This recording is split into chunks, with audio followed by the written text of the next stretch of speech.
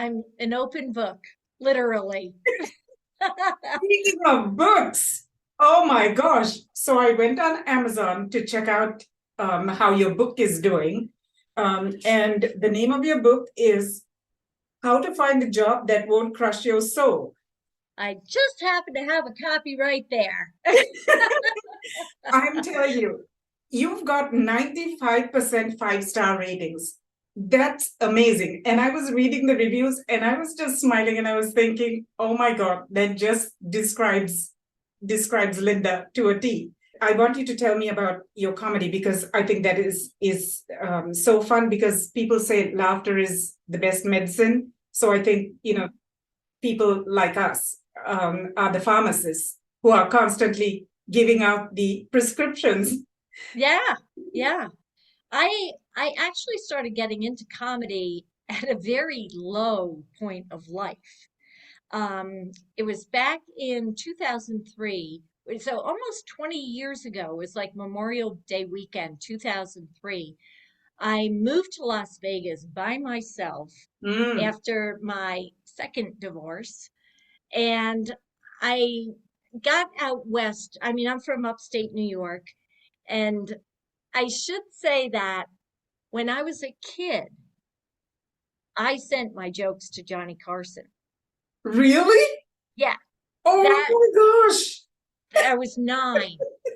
And that was, I can remember two of them, if you He want to read hear. them? Yeah. Well, one was not, I didn't write one. Yeah, I wish I could remember all. yeah. One was my favorite joke that just cracked me up is how did Captain Hook die?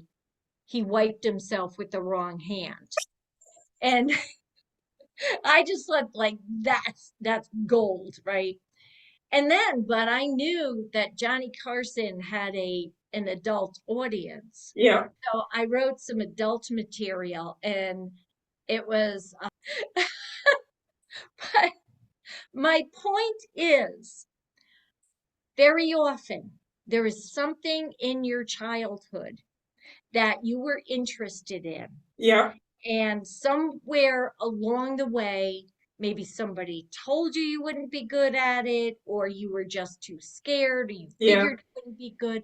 But very, very often, something in childhood or what was an interest early in life Mm-hmm. comes to bloom in some other way. Yeah. And I was not a class clown like you. I was a bookworm. I Oh mean, wow. I told my family back east I was doing comedy, and people would say to my sister, like, "Is Linda funny?" Like nobody thought of me as a funny person. So sometimes another lesson is sometimes you have to move away from where you came from to be the Yes. person you really need to be. Yeah. That's an important lesson, I think, that people should take away because it's not always something that you knew you were good at, but you sort of step out of your comfort zone almost and embrace Yeah, change.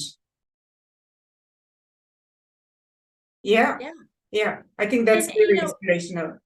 and if somebody had told me that, as a 16-year-old skinny cheerleader in Albany, New York, I can remember watching Good Times as a Yes. kid, the TV show with Yeah. Jimmy Walker. And if somebody had ever told me someday he's going to call you and he's going to ask you to open for him doing stand-up comedy on the Las Vegas Strip, I would have been Oh like, my gosh.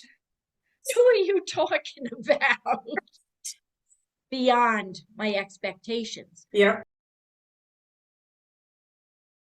And he's a really nice person. He's Yeah. a wonderful human being. And, he's very kind to me, giving me the opportunity to. I've opened for him in 3 different venues now, most recently at Jimmy Kimmel's Club on the Strip. Yeah. And just a very, very nice man. Yeah. And it seems like my careers have found me rather than me finding my career. And whatever path has, come my way, I embrace it. I embrace change. And I've been in marketing for many, many years. I've written ad copy, I've written brochures, I've done, strategic planning, budgets, managing people. So whatever the job is, do this again because I hope so, because I have, if I have a second, I yes. do have another book Oh that this yes. is, Yeah. that's my first book. It's called Yes. Bastard Husband, a Love Story. Yes. And this book it came out in 2009, but that book tells about my first year alone in Las Vegas and how I started Yeah. to rebuild my life and get into Yes. stand up. I So read I want that. to give a plug Yes.